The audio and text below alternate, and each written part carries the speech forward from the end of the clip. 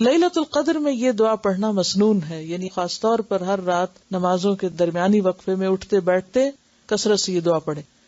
عن عائشہ رضی اللہ عنہا قالت قلت یا رسول اللہ صلی اللہ علیہ وسلم ارأیت ان علمت ای لیلۃ لیلۃ القدر ما اقول فیہا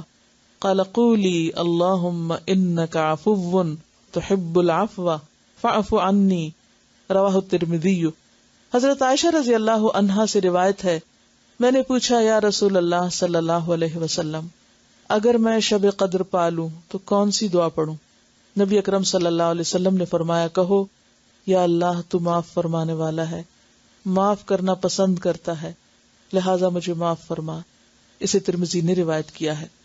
اور اس میں آپ دیکھیے کہ جیسے افضل ترین عبادت اگرچہ لمبی نماز ہے یا پھر یہ کہ باجماعت تراویح ہے،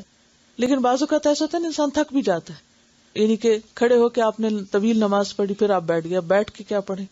پھر آپ قرآن پڑھنا شروع کر دیں، پھر آپ کھڑے ہو کے نماز پڑھیں، اور جو ناظرہ قرآن ہے وہ نمازوں میں پڑھ لیں، اور بیٹھنے کے وقفے میں ترجمے کے ساتھ دہرا لیں، حق تلاوت ہی کریں،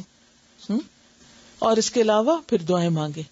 ہر قسم کی دعائیں، لیکن خاص طور پر یہ دعا اللہم انک عفو تحب العفو فاعف عنی